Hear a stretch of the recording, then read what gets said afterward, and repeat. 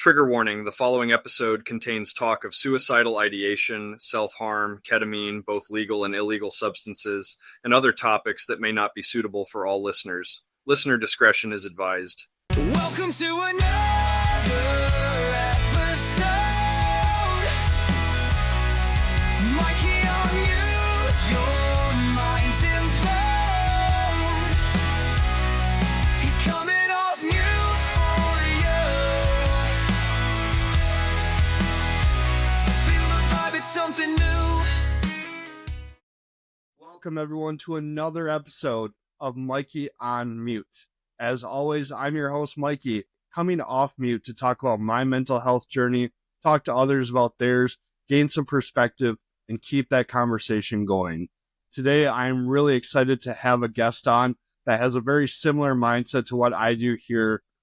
This podcaster has a show. He's a middle-aged married person of 3 plus a 3-pound dog, I think is how it was in the thing, if I read the description correctly. Discussing life and dealing with mental health issues, exploring mental health, and really just finding best practices to go about things. So everybody on the podcast listening, please welcome my guest today, Jonathan. Jonathan, how are you doing? Mike, I'm doing great. I had a couple of rough weeks, but I kind of got out of it last Monday. And the last week has been really, really good. And I'm looking forward to bright skies and smooth winds ahead. Excellent. I'm very glad to hear that. Yeah, it's been kind of an up and down week personally for me. I'm very much seeing more of the ups on this week. So hopefully we're on a good stretch here. I'm excited. I really am pumped to have you on here because you and I have very similar types of podcasts, different in many ways and unique and all that stuff. But yours, it's Moderate to Severe. And I want to just understand a little bit more about kind of what brought you to want to start podcasting, where that journey started for you, kind of give more of a sense of who Jonathan is. If you want to go ahead and just give me some information there. Yeah, my mental health story goes back to the beginning of when I was born, so I won't go back that far unless you ask me later.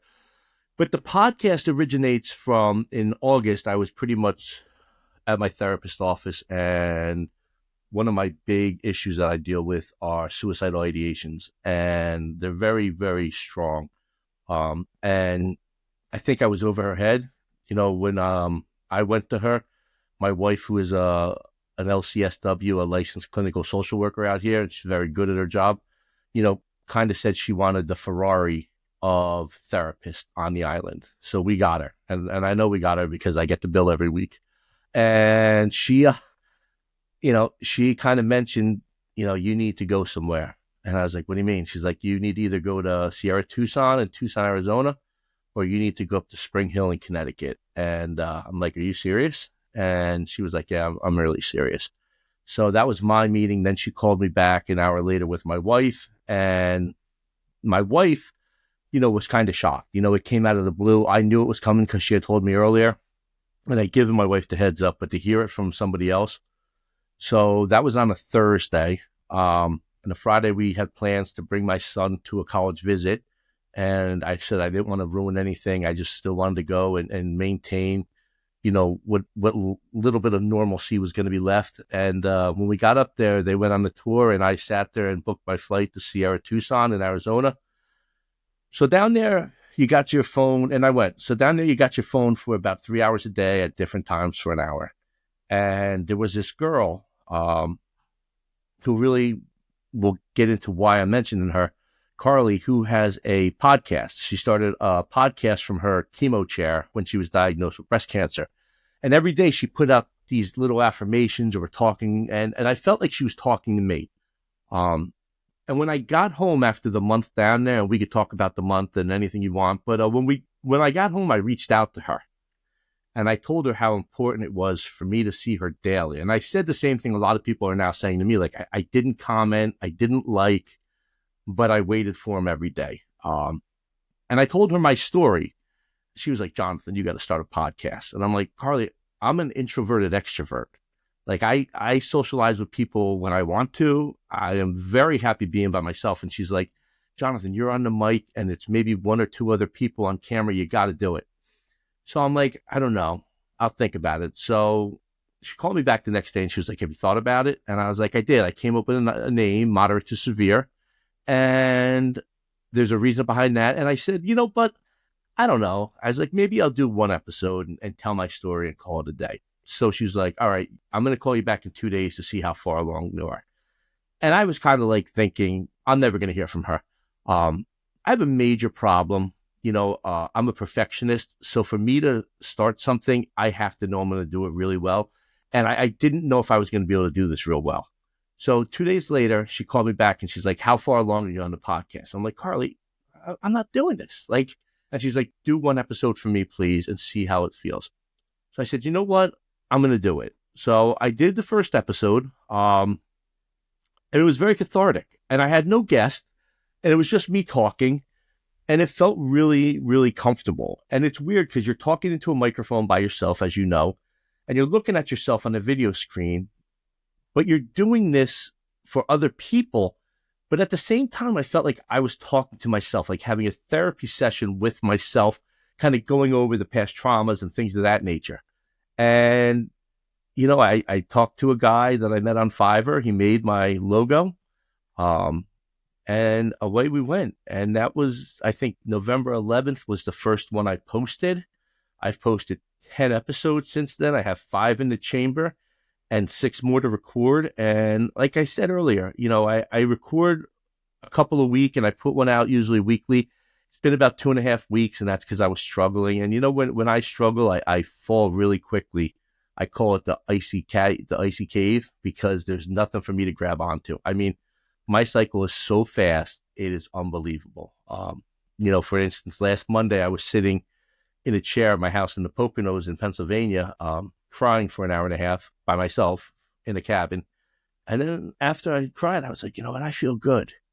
I got in my car and I drove the 3 hours home, and I was fine when I got home. And my wife is like, you can't be fine. I'm like, no, I'm fine. And, even my doctors talk about it, about how fast I cycle.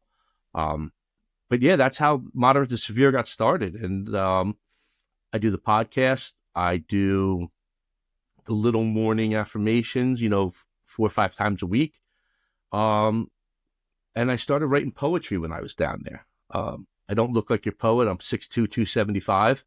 I look more along the lines of, like a Jason Statham, writer. But I found that really cathartic also. And I'm actually in talks to get one of my poetry books published. And yeah, but things have been good, and it's really been helpful. Well, that's awesome. I appreciate you sharing all of that. I can really feel that when you talk about being in an icy cave and that slippery slope. I get that, where there is just a feeling of there's no guardrail to grab onto, and it just, everything kind of falls out from underneath you. So I feel that you're heard. I get that. I wish more people understood that feeling. It's a weird one to put into words. So you did great there. And speaking of different words, I do want to talk. So Moderate to Severe got the number 2 in there. Where did the name for the podcast come from? So it came from a couple things. A lot of times when you'll hear the commercials, they'll talk about the idea of, if you're moderate to severely this, or if you're moderate to severe. And when I went away, which I'll talk about, I was with a lot of different people at a lot of different stations in their life. I don't know if station's the right word, but that's what came to mind. And, for me, I had almost this imposter syndrome, where I felt like I was down there, but I was feeling good at the time. And I was like, I don't deserve to be here. And then I did some testing, and they were like, dude, you are in the right spot. Like, you need this. And I went down for 14 days, and we tried to call it like a refresh, a restart. And like by day 3, they were like, you need to be here for 30 days. So I did it because I wanted to complete the program and show my kids that when you start something, you finish it. But the Moderate to Severe is the logo. It is the name. It talks about, the idea of what level people think you're at. But it also is, to me, the Moderate to Severe is, I don't care if you're suffering moderately or severely. Your suffering and struggle is what it is to you. I will never say to anybody who says I'm having a bad day. I don't say, well, let's compare your bad day to my bad day. Because number one, I don't know what their tolerance is. I don't know how long they've been suffering. I don't know a million things that you need to know. All I know is that they're suffering, and they could be suffering moderate to severely, and I treat them the same way. The mountains in the background come from the up and down, that we focus. It also comes from Sierra Tucson. We were in the Valley of Mountains, so I put that on there for the symbolic reasons of those two things. The colors are for men's mental health, and May being Mental Health Awareness Month, which if you ask me, 1 month for mental health awareness with 58 million Americans suffering is, I don't know if we need a month. I think we need every day to kind of focus on this, but I went off on a tangent and digressed. But yeah, that's where moderate to severe came from. Let me take a drink while I clear my cotton mouth from my meds. Yeah, not a worry there. No, I appreciate it, and I agree. There is not enough time in a year to have mental health awareness, to have it focus on just one. It's great that there is some kind of attention brought to it, but I think it is something that we need to have more of a conversation every day, because this is something that happens. Like you said, over 58 million people affected, and it's not talked about enough. I don't understand, like, we're making great strides and everything in the world, but we're still not talking about mental health like we would physical health. We're not talking about it like we would if you had a cancer or something like that. And it doesn't process in my head why we're not talking about that as much as we do. And I understand that there's stigmas surrounding that, but I guess what in your opinion is a reason that we're not seeing the conversation happen about mental health like we do with physical health? Yeah, one of my hashtags that I used, and one of the podiums I kind of stand on is the value in vulnerability. We were never taught to be vulnerable. At least I wasn't. I was taught, you don't cry, stop crying. I don't think I ever cried as a kid. Don't be soft. You got to be tough. Someone messes with you, you got to kick their ass. You got to get going. There was never this whole idea of emotions and feelings. I teach in a high school, and I've changed as a teacher dramatically over my 24 years. But, I had a conversation with the kids the other day, and I said, we were talking about grades, and I said, you guys will cry over grades. And I'm talking to the boys. I'm like, I see guys in the hallway crying, and I'm totally fine with that. I said, but I'm going to let you know, in the 90s when I graduated, and then you think of the 90s and you're like, man, you were alive. But I was like, yeah, when you think about when I was alive with the dinosaurs in the 90s, men, guys, and even girls for the most part didn't cry in school. Like you cried in school. Like that was a 7-year sentence. Like people were going to remember, hey, Jonathan cried at the lunch table in 8th grade. Do you guys remember that?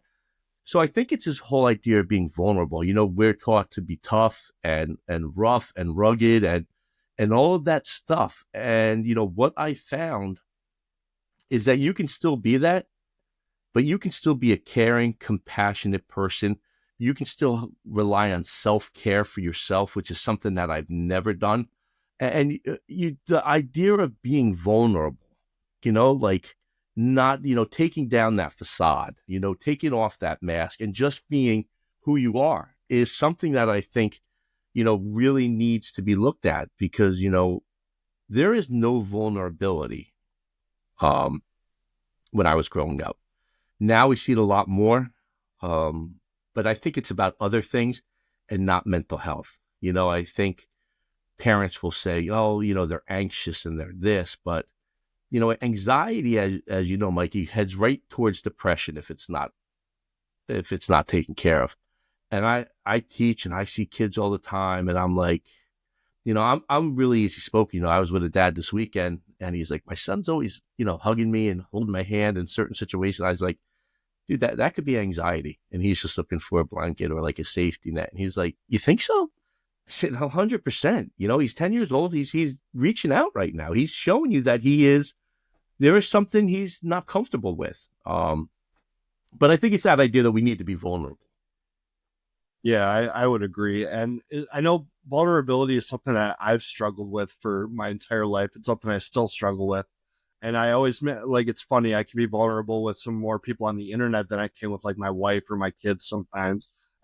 But yeah, I think when we were growing up, if you were vulnerable, like you said, it's that sentence where they're going to remember you forever, and you're going to be mocked and made fun of. And at least like growing up for me, anything that showed vulnerability was almost a sign to like femininity, and you were weak, and you got called slurs and things like that.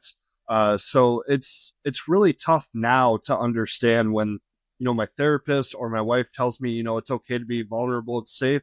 I can hear those words and logically they make sense, but they're not computing with the years and years of built up, don't feel that, don't be vulnerable. So it is something I definitely have to give myself more grace every day. Understand it's okay. Like self compassion helps me be a little bit more vulnerable, and just it's okay to fail. You're a human. It's okay to feel these emotions. And so it's definitely a path I'm going down. It's just taking a little extra time. And again, that's me always wanting to kind of jump to the next thing. I want to be the best at, whatever I'm going to do. So it's been really humbling to go, vulnerability is not something you can learn overnight.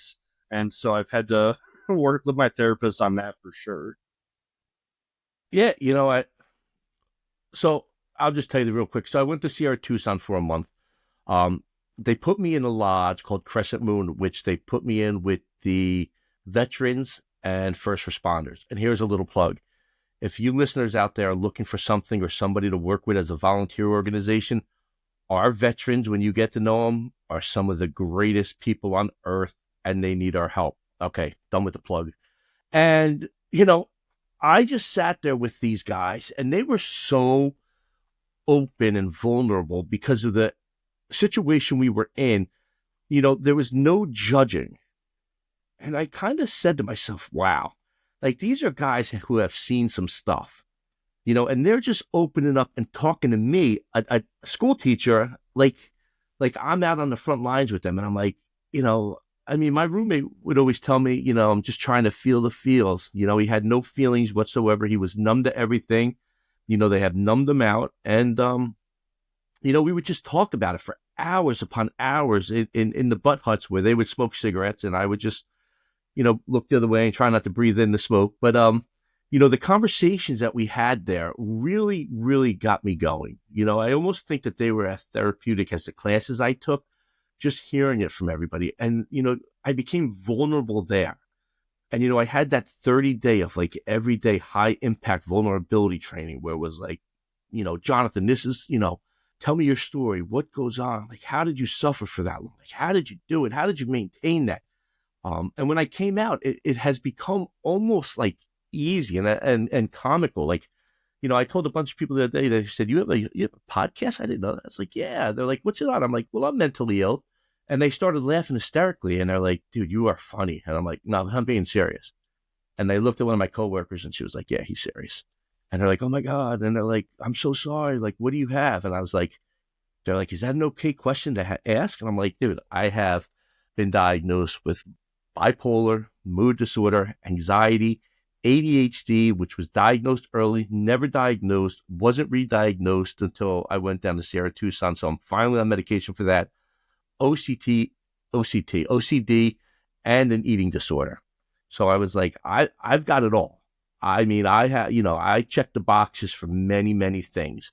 But for me, it's become easier to talk about, Mikey, because you have to get to that point where you just don't care. Some people, it's like anything in life. Some people don't want to hear about your daughter's basketball game or your son's lacrosse game, but you say it anyway. Some people don't want to hear about mental health because it makes them uncomfortable. So if it makes them uncomfortable when something comes up, I let it go. If they start asking questions, then we have a conversation. And what I really found out was that more people than not, personally, are in touch with somebody, because statistically you cannot not be in touch. Like even if you say, I don't know anybody that like you do. I mean, let's be honest, you do. You're BS us here. But I think that the fact that there's so many people out there with it, that more people are like, oh, if you'll talk about it, I'll talk about it. And like I said, I really don't care. I mean, people get offended by a lot of things, but if you're going to get offended by somebody talking about mental health, fine, I won't talk to you about it. But I would say 95% of the time, people are really open to a conversation. Yeah, I would agree. I think it's something that more people are open to talking about, and I think just don't want to start the conversation. It's hard for them to start talking about that, but once you do run into somebody that opens up with a question or two, it's like the floodgates open and they just start coming out, which is what I love. I love asking a question and someone's like, "Oh, I'm sorry, I went off on this tangent." I'm like, "No, don't be sorry. That's what I want. I want you to feel safe to dump all that out and get it out, and that makes me happy when that happens in a conversation." Yeah, I've been listen. I'm not a big toucher. I don't like being touched unless it's by my wife and my kids. Which I think that's just a me thing. But I've had so many people are like, "Can I give you a hug?" And I'm like, "Yeah, absolutely. If that's gonna make you feel comfortable, give me a hug." And I've grown open to it. I've found that that's where I need to be vulnerable. Like I'm putting out there this, sensitive topic, and the people who listen, when they talk to me and when I finally meet them, or, somebody in school, I work in a school with 250 people. I must have gotten like 20 or 30 hugs when I came back. People are like, "I'm so proud of you. I listen every day." But it's just that idea of how are you there for someone? Are you talking to them? Because there's a reason why they want that hug, whether it's to give me a hug to show that they support me or me hugging them to show that, listen, I know that this is going on in your life, and I support you. And I think that, it's such a little word, but I think that I support you. And I picked up a phrase down south where, it was almost like an AA meeting where everybody says, like, "I appreciate you." And I say it to everyone. And I think it's kind of takes people a little bit by surprise. I think, I appreciate you. It comes to the fact that you're saying to them, like, what you're doing for me is something that you don't need to do, but yet you did it for me. And I appreciate that. And, I talk to some people and are like, "I'm hearing that more and more." And I'm like, yeah, I just think that, people need to hear that they're appreciated. I mean? Listen, I'm not looking for that by doing my podcast. I'm not looking for that by coming on your show. But I think by me saying that, it's kind of more than that thank you. A thank you is, but, people thank people for everything, like, but I am really have opened my eyes to being appreciative of everything that happens to me. I really think that there's a plan laid out. I do karate, and I did karate. I can't get there because of my kids' sports, but I'll yell at them when they're older and can handle it. But I was talking to my sensei about it, and he's a phenomenal guy.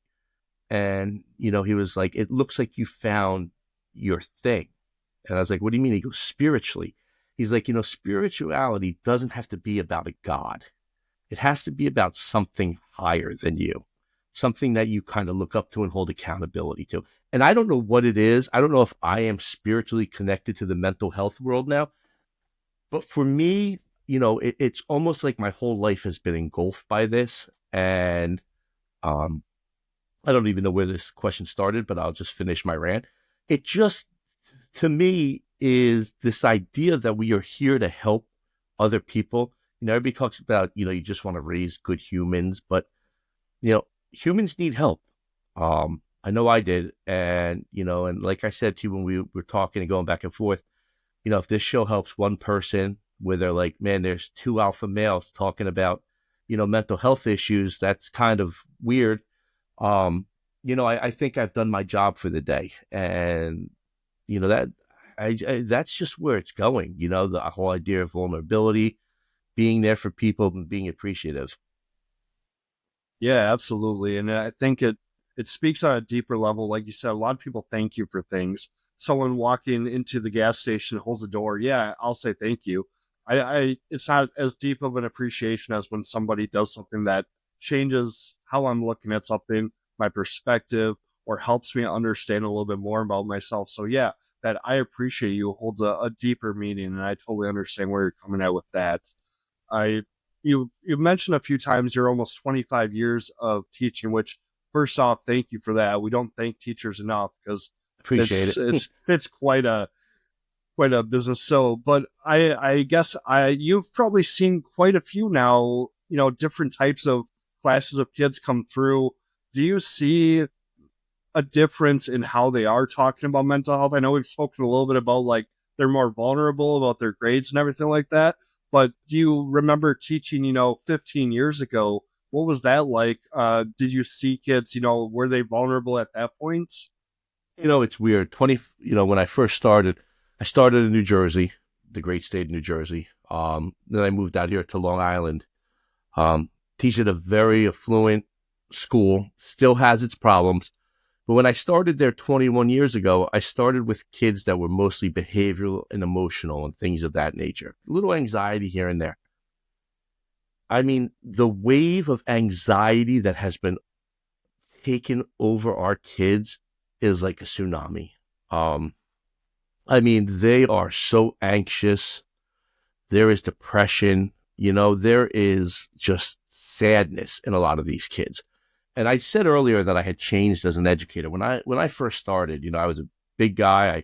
I dropped the hammer. You weren't getting up and walking in my class. Your hand was raised. You were ready to go.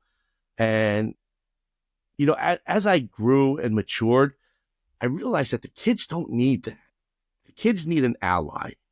Everybody needs an ally, and I'll talk about that in a minute. But these kids need somebody who is on their side. And education is extremely important. But I think raising good people is even more important. I think that being there for these kids is even more important. I don't yell in my classes. I actually yelled last week on Wednesday for the first time in 4 years, and like the third time in 11, because I count them. And I was co-teaching with a teacher, and I said, guys, I'm going to lose it. Be cool. And she said, he doesn't lose it often. We've been working together for 9 years. I've heard him 3 times. So, and then I gave him a second warning. I was like, guys, I'm close. And then I told him the same thing. I'm going to lose it. You're going to be scared. And then I'm going to be the bad guy. And then the third time I just let out a, yo. And they were like, you're car shopping, or whatever they said, car hopping or shooting or cashing out, whatever the kid's term is. I don't know. But, they were like, Mr. Scott, we never heard you yell like that. I was like, guys, I told you, just stop. But the anxiety and depression is so sad, because I know what they're going through and I want to tell them, and here's a story. I won't say a funny story, but a lot of times I will tell people I'm very sarcastic, and I'll tell them that, from my darkness comes my comedy. All the dark things I've dealt with in my life, and they've been dark, I find kind of comic relief in them, because I feel like if you can introduce them in a comical way, like people are more apt to take them in and understand where you're coming from. I had this kid as a freshman, Mikey, and he was the saddest dude you could meet. Just a sad, sad kid. Nice kid, great kid, but I mean, just unmotivated, wouldn't do anything, didn't want to be there, didn't want to do anything.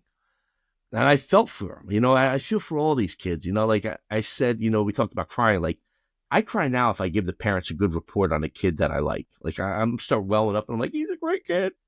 But I had this kid as a senior, man, and he was the most outgoing, funniest kid. His parents had gotten him the help. He was good. And the irony behind it is, as I get older, I have a harder and harder time hiding my moods. And we were just him and I there in class one day, and the bell rang. He was like, Scott, talk to me. What's wrong today? And I was like, nothing, dude. I'm good. He's like, Scott, I know you're not good. He's like, I can see it on your face. I can hear it in your voice. He's like, you're having a rough day. I was like, yeah, man, I'm having a rough day. He's like, it's all right. They get better. I was like, I know they do, but I appreciate you, dude. For 2 reasons. Number one, for taking care of yourself and getting to the point where he was, in 4 years, was amazing, because I didn't start my real journey until I was 42. So I was impressed with that. And I was also impressed that at 18, he had the wherewithal to kind of call me out on it and be like, listen, dude, it gets better. And I just, that's what keeps me going on a daily basis in education is those kind of interactions with the kids where, they get it, and like, listen, he may not have gotten straight A's, but in the game of life and dealing with people, he is high honors right now. So, it really, Mike, like I said, Mikey, the anxiety in schools is out of control. Kids are depressed. Kids are sad. And it's sad going to work each day sometimes because you just want these, they're kids. I even look at some of the coworkers I work with. They're like 24 years old. I'm like, you guys are kids. Like, what do you have so much stress for? What are you doing? Like, I don't know. But yeah, you can definitely see it. It is tangible and it is there. Yeah, absolutely. And I remember when I went to partial hospitalization last summer, most of the participants there were in their early 20s. And granted, I'm just mid 30s, so it's not like I'm, twice their age or anything like that. But a lot of them, it felt to me like I was proud on one hand, like, yeah, good job, you guys are taking care of this now. On the other hand, like, have you lived enough to go through it? And I had a moment where I was almost judging. I had to kind of look at myself and go, hey, even if they are only 20 something, that they have valid feelings. And so that was something I had to check in on myself and just be like, hey, accept that they are going through this. And also just understand that the world's different. There's different pressures. I think we all get to a certain age where we go, well, back in my day, and we really can't do that anymore. We have to understand the world changes. There's different pressures now than there was when we were in school, and it's really tough. I try to talk to my boys and make sure that they understand that it's okay and safe. But again, I'm dad. I'm not the cool friend or anything like that, and so I think it's just really hard, like, to, as a parent, and I'm sure as a teacher, you just want the best for these kids, and it's got to be just super hard when you do whatever you can, but it still seems like that anxiety is just a wave that keeps crashing. Yeah, it keeps crashing. And, you just mentioned, talking to people and things of that nature. I had a really rough spot, 2020. I don't want to set any triggers off, but I was sitting at a beach and it was April and it was a Sunday and it was either going to be going by myself or suicide by cop. I had decided.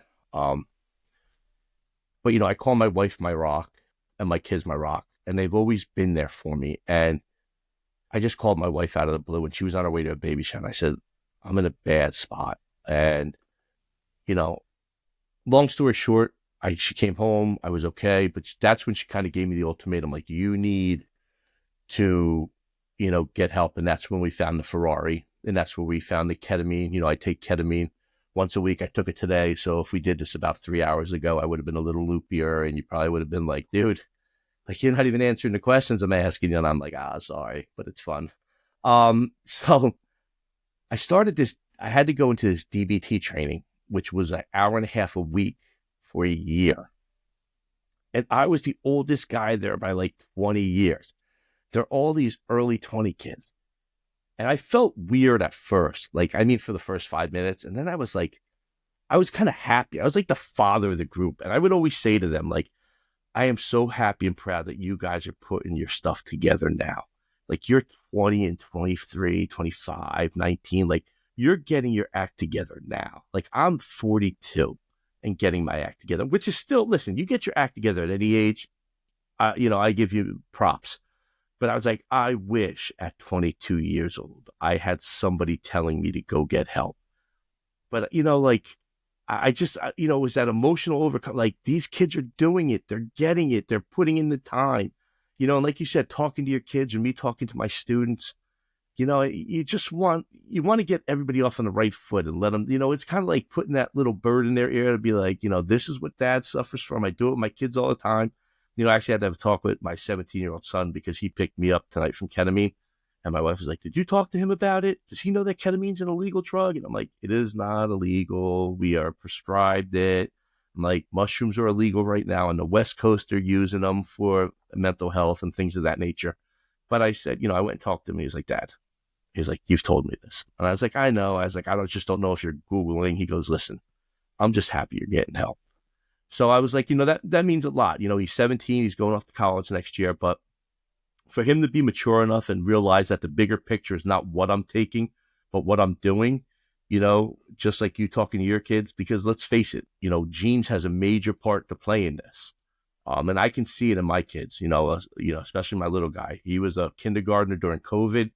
That really shook him up. He's 10 now. He'll still be like, can I sleep in your guys' bed? Because I feel more comfortable between you two. And I'm like, dude, you're not going to sleep in here forever. So come on in. Like, it doesn't, it is okay for kids to be vulnerable, and that's, going back to what we were talking about earlier. Like, he's vulnerable. He's telling us he's scared to be alone at night sometimes. And, what am I going to be, the guy who makes him cry in his room because I'm not going to let him sleep there? I'm going to teach him a lesson. Like, I know he's not going to be 15 coming in my room. If at 15 he comes to talk to me, I'll be happy. But, I think that whole idea of, talking to people, the kids, nieces, nephews, my niece suffers and we talk all the time. I'll send her some of my poetry. We'll do things of that nature. And she's like really, really receptive and thankful for it. And listen, I just think that the teaching never stops when you take on something like yourself and I are doing. Any opportunity we can have to sell, I don't want to say sell it, but to spread it, I think that's what comes with it. And I tell everybody, listen, I am not an expert on mental health. I am an expert on me. And I know what I've been through and what works and what doesn't work. Yeah, and I've told people plenty of times, like, I'm not a counselor, I'm not a therapist, I'm not licensed to do this. Major props to people like your wife that are licensed and everything. But I talk about what works for me, what doesn't work for me. And that's kind of how the podcast started on my side, because journaling was not working for me. I couldn't sit down and jot down my things I wanted to. So it was almost like doing a voice journal, and that kind of turned into the podcast. And I told my story over however many episodes and now talking to other people. But it's just really interesting how we can find what works for us versus what works for other people. And I never want to be that person that's like, do this. This is how you are going to get better. No, I'm going to give you some suggestions. I'm going to tell you what worked for me. And if it works for you, awesome. If it doesn't, there's a bunch of more things out there for you. So, and kind of the things that work for you, I am not very familiar with it, but I know, like, we've talked very briefly on it. Are you comfortable, like, explaining a little bit more of the ketamine treatment and what goes into that and how that helps? Sure. So I had been suggested for ketamine about 7 years ago.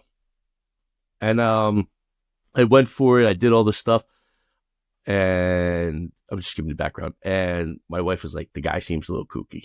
The guy's the greatest guy in the world. He is so supportive of me. But, it's just the cultural things. We're different cultures. So, when he talks and explains things, they come across a little different. But the guy's phenomenal. But I didn't do it. After that episode I talked about in that April and that Sunday day in April, I went back to him and I was like, listen, I'm full in. Let's go. So there I take it nasally. When I was in Sierra Tucson, I got it injected into muscles. The third way you could take it is intravenously. And I'll explain it to you like this. Like, if you take it intravenously, you're in the club. Like, you're in the club partying. If you take it, in the shoulder and get it injected into the muscle, you're checking your coat. And if you take it nasally, you're in line to get in the club. So that can tell you, like, how far along and how much you're into it. Me, I take it nasally. The first side effects, I'm in there. They take my blood pressure. They keep track of me. A doctor watches over as I, spray it in each nostril, however many times, 16, 17, 18, whatever I'm feeling at that time.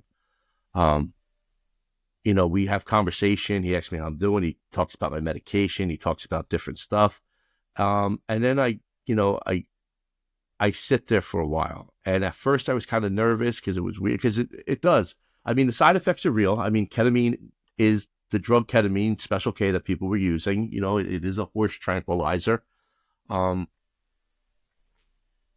but, when I take it, it really does, for a while, kind of, I become very motivated in my mind, which I didn't pay attention to the first, couple months I went there. I was more looking at, shutting my eyes and seeing like someone speeding down a mountain, with forest behind them and these big snow piles, and, looking at my body and my body looking like it's small. And those are true effects of it, and shutting your eyes and just being wowed by the colors.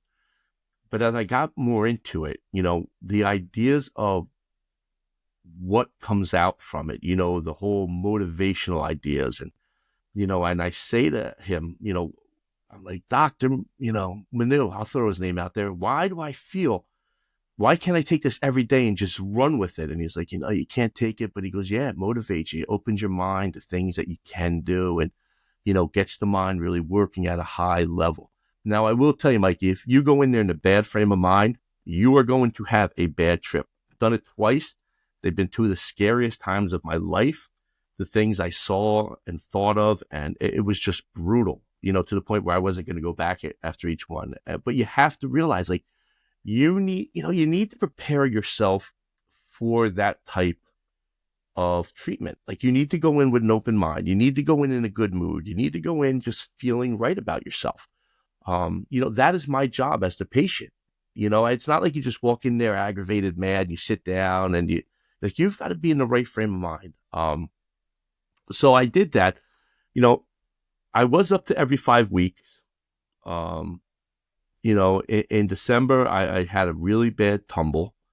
That has kind of like, I've really gotten out of it like the past week and a half. So it went on for a while, but they moved me back down to a week. Today I made my appointment for 2 weeks, and the goal is to lengthen lengthen the time between ketamine treatments. So I'm back up to a week, and the goal is to get back up to 5 weeks by the summer. But, I definitely wasn't into it at first, but, I'm at the point now in my journey where I'm going to take anything that they provide. And I don't know if you ever heard of the vagus nerve stimulator. So your vagus nerve runs down your neck, and it pretty much stimulates the part of the brains that deals with depression. And, they want me to get it, and I'm all for it. My wife is a little hesitant. She's like, how much more stuff are you going to do? But, talking to them, it's that'll build a base. Like, that'll send the impulses. So you get the attachment on the vagus nerve, and then they put a little, like, almost like pacemaker chip in your chest, right under your collarbone. And that'll send the stimulus to go up to the brain to kind of get it going when it's down. And like I said earlier, like, I cycle so fast that I need something to catch me at baseline. I never get hypomanic. I don't go that high. I just stay where I'm at and drop. So with the ketamine and with this, the goal would be to come off some of the medications, because I'm on a boatload of medications, and, kind of just keep myself at base. But those are the two things right now. The one thing I'm looking at, the one thing I do religiously, Going back, I will say to your listeners that if you have been prescribed something and you are not taking it regularly, you need to take it regularly. I was a Division I athlete, played 3 sports in college, and I thought I was going to beat depression by myself. Like, I had never lost a battle. I may have lost a battle. I've never really lost a war. I was going to beat depression. And, my wife gets furious at me because for like 7-8 years, I messed around with everything. I've been on Prozac, Lexapro, anything you name, and I didn't take it. And I wasn't going to put chemicals on my body, because I never put chemicals on my body, and I was just going to beat it. And then I came to the realization that I'm not beating this thing. So I started taking the meds, and now I take so many meds that I call my psychiatrist once a month, and I'm like, is this ruining my liver right now? And she's like, no. She's like, you asked me this last month. I'm like, I know, but new studies had to come out. She's like, no, Jonathan, you're fine.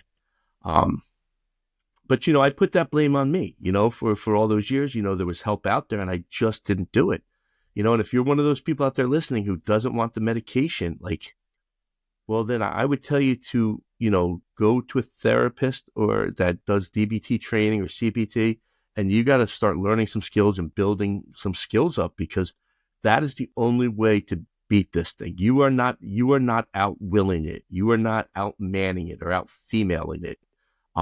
You need to learn what to do in these situations.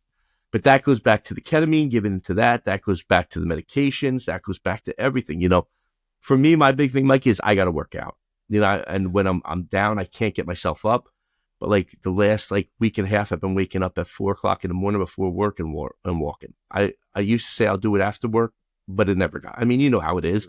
You're going to do something after work. It's kind of like saying I'm not doing it. There's never Right. time, and it just goes. But yeah, I wake up at 4 o'clock every morning and walk 3 miles.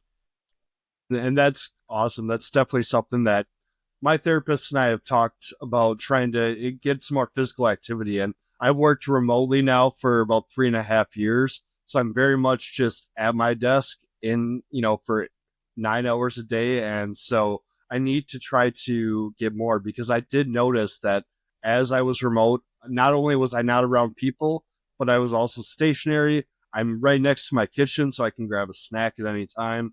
And it's really been something that I need to go, okay, my mental health affects my physical health so much. I need to do some also physical things to battle back. And so even though, if it might be starting walks when it gets warm enough, the Wisconsin weather here can really not make it easy to walk Yeah. sometimes, but doing that. Otherwise, even like my sons have this VR headset that has this game called Beat Saber, where you're like almost knocking blocks out.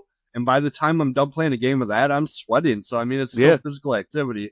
And it's really, really interesting to just try to figure out, okay, I need to do more.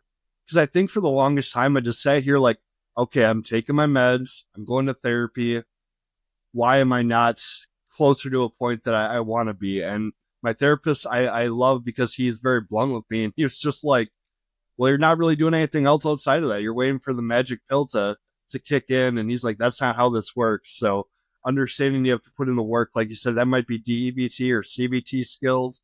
Definitely want to try to take your meds, because those are helpful tools. And I think a lot of people have this stigma about medicine where they think that something's wrong. When we're growing up, if you were on medication, something was very wrong. You Yeah. were, ready to be in a straitjacket or something like that. But now it's one of those things that you just trial and error. And I think it can be really defeating when you are first starting out. And if I gave any advice to anybody, it would just be keep trying, be honest with your doctor if it's not working. You're not going to piss anybody off by saying it's not working.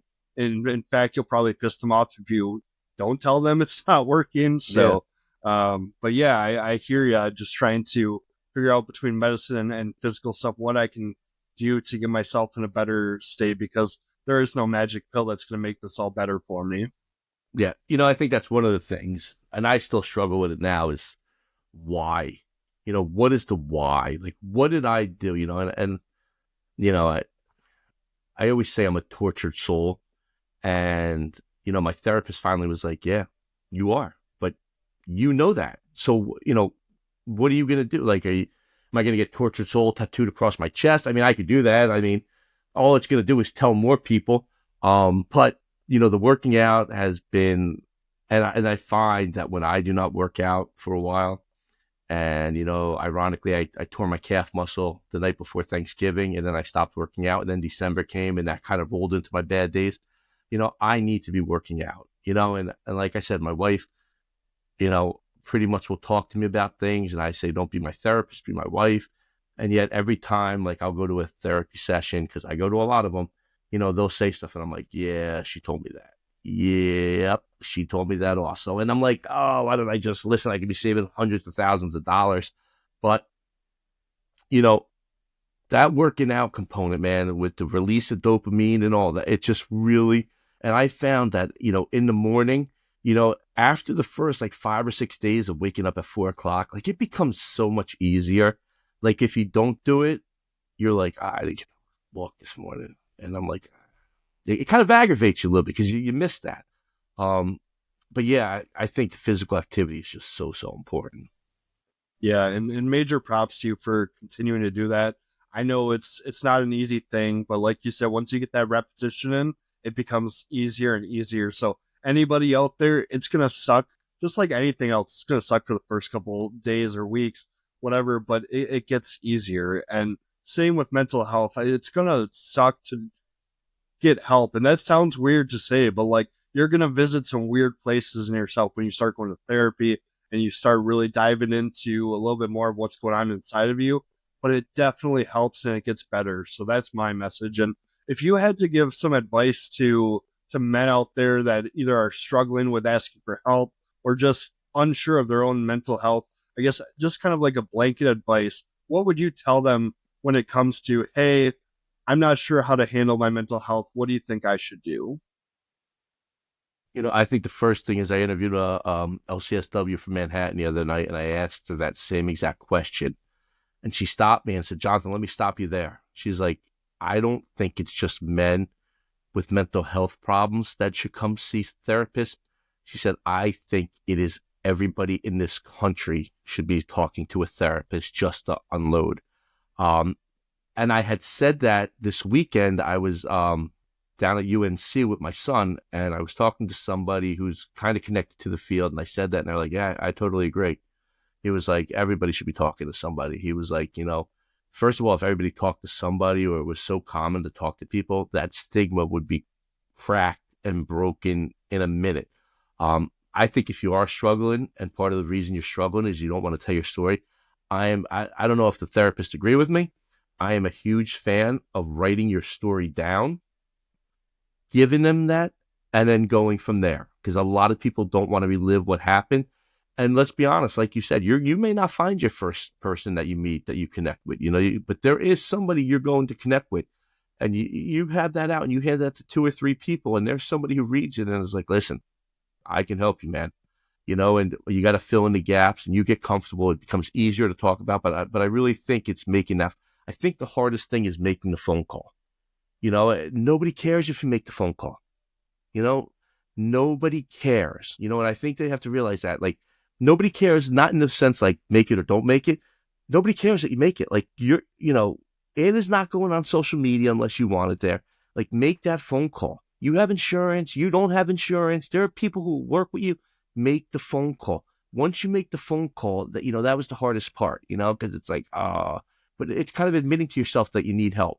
Big or small, big problems become small, big problems become bigger problems, small problems become big problems. Make the phone call. That would be my suggestion. Or you know what? You could reach out to myself or probably Mikey, and we can lead you in the direction of somewhere to go if you're local. And even if you're not, there's connections all around this country that could be like, listen, I get text messages at 3 a.m. My wife's like, why are you getting text messages at 3 a.m? I'm like, oh, it's the guys from Alaska, from Sierra Tucson. She's like, don't they know there's a time change? I was like, I think it's more of a matter of do they care? But, make that phone call. There's somebody out there for you. Yeah. I think that's great advice because there's so many resources out there. And I didn't know all the resources that were out there until I started my own mental health journey. So truly just making that phone call, asking the question, if you feel safe talking to your primary care doctor, talk to them about recommendations, or if you know somebody, because we all should at least know somebody that's gone through therapy or currently in therapy, ask them for a recommendation. Maybe theirs. I found the best one when my wife suggested I switch over to the therapy office that she goes to, and that was a game changer. So definitely think it's a good thing, and you got to make that call, like you said. I think that's important. And I probably sound like a broken record, but I can't believe we've been almost talking for an hour here. It's so easy to talk to you, Jonathan. And I always like to look at, like, when we get near the end of these episodes, I've asked you a few different questions. What kind of question do you have for me? It could be about my personal life, my mental health journey. Just what kind of question do you want answered that maybe I haven't answered in the past? I don't know. That's a great question. I'm going to steal that one. I'm telling you right now, I'm going to steal it.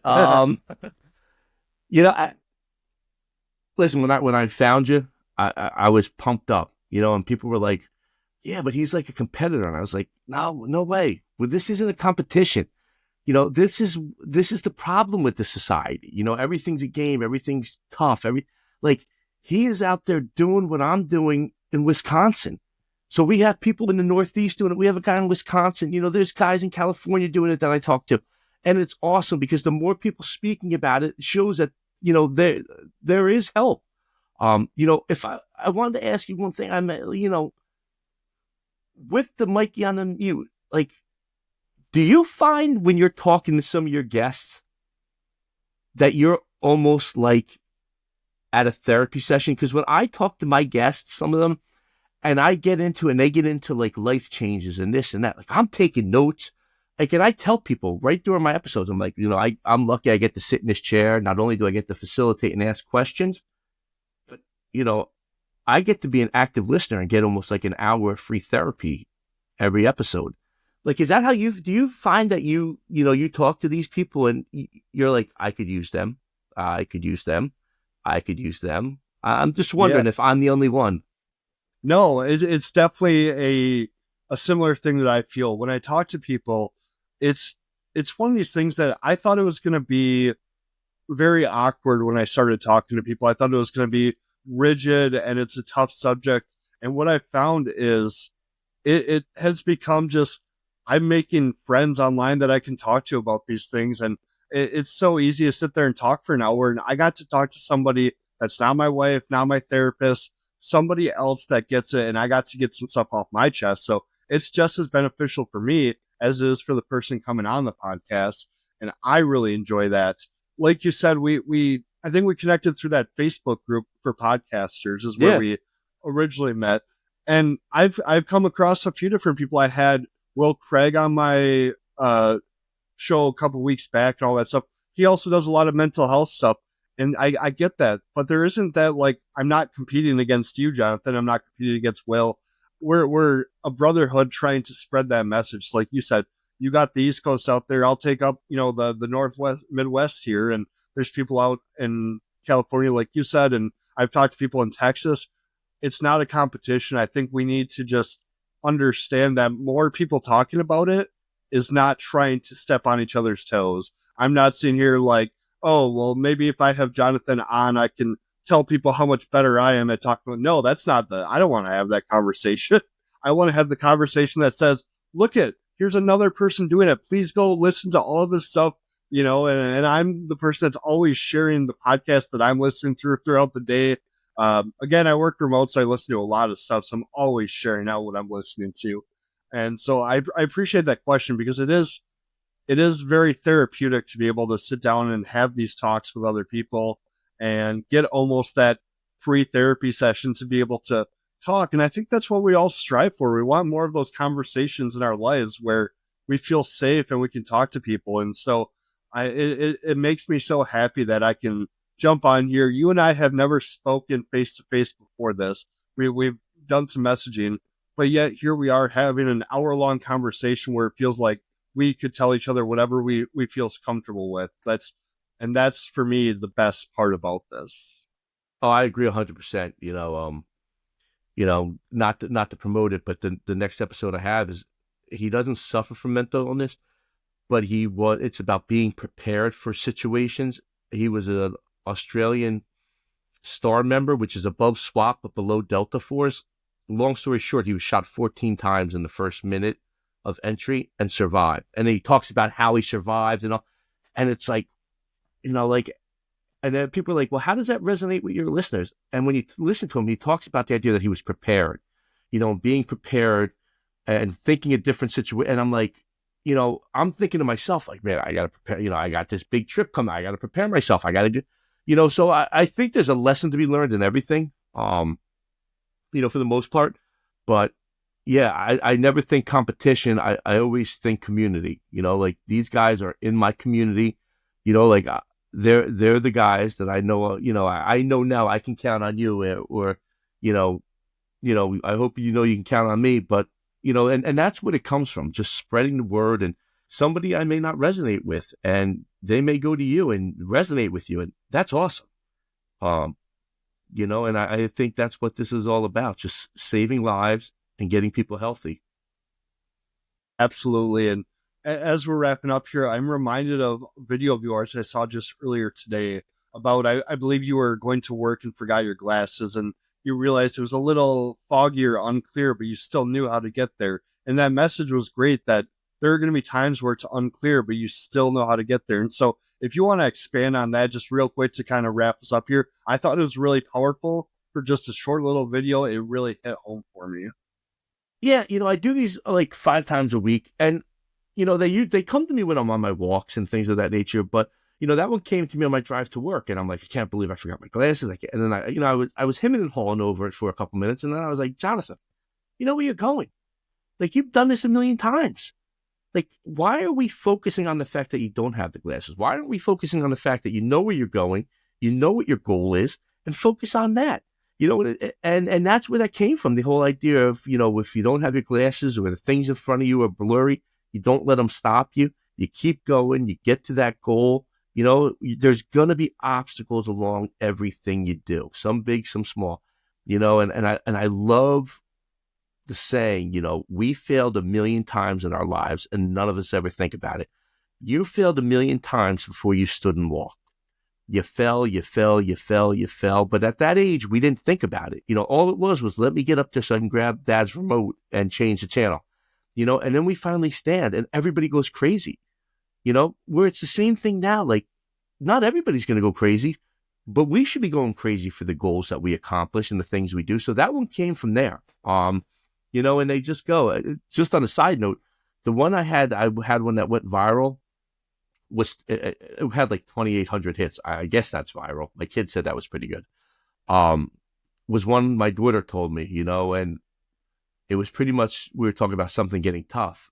And she's like, when times get tough, you got to push through, Dad. Like, you just got to go. You can't just sit there and curl up. And I was like, you know what, Bug? I'm going to use that. And I did. And I'm sitting in work, and it was like 6th period, and my phone's like vibrating on the desk. I'm like, what's going on? It's a weird vibration, and it was like, your reel has 500 hits. I'm like, wow, that's good. Your reel has 1,000 hits. Your reel has 15. And I'm like, what the hell? And so some of them go, and some of them get shown by, like we talked about earlier, 100 people. Some have gotten shown by 2,800, but it doesn't matter as long as one person gets something out of it. That's all I care about. Yeah, absolutely. And I love that story. Like I said, that one specifically kind of stuck to me, and I'm like, I got to bring that up later. I got to make sure to remember it. So awesome. Appreciate that. So as we are wrapping up here, some shameless plugs for the listeners. They can find you, I know for sure, on Instagram. It's _Moderate2Severe. That's the number 2. Where else can people find your podcast? Where else can they find your content? I am on Spotify at Moderate2Severe. I am on YouTube at Moderate2Severe. You can email me. It's tricky. Jonathan at Moderate2Severe.com. Reach out. Talk to me. Whether you liked it, you didn't like it, whatever you want to know. You listen to my stuff, but I love interactions. I interact with everybody, just like you do. I see you interacting with everybody. And it's just great. I love to hear from people. Well, I appreciate it. I'm urging my listeners, really, go check out Jonathan, connect with them. You're so genuine when you talk to me, when we're just, hey, checking in, how are things going? And those are some of the best moments of my week, when I'm able to just, oh, that's great. I got a message from Jonathan, and I really look forward to continuing to have a connection with you, a friendship. And absolutely. It's really, I'm so pumped, and I know that this will not be the last time that we talk. We just we went on for an hour like it was 5 minutes. So I'm very, very pumped for our next conversation. Yeah, absolutely, man. Like I said, you could come on to Moderate2Severe anytime, and I think it'll be the same thing. I think it'll be another hour talk. And, listen, when you're passionate about things and you find other people who are in the same realm as you, things are easy to talk to, and you could talk all day. Absolutely. Well, again, Jonathan Scott from Moderate2Severe, I want to thank you for being on Mikey on Mute today. Before I go on and gush about how everyone needs more people like Jonathan in their life, this is Mikey going back on mute. Until next time, thanks everyone. This episode of Mikey on Mute is brought to you by Little Jerk Society. Little Jerk Society is a clothing company fueled by the raw energy of creative rebellion, celebrating those who march to the beat of their own drum. They care deeply about mental health and believe in a world where everyone can thrive, regardless of their challenges. Use promo code Mikey on Mute to save 15% on your order at littlejerkclothing.com. Again, that's littlejerkclothing.com. And remember, use promo code Mikey on Mute, all one word, to save yourself 15%. Go off and make a change.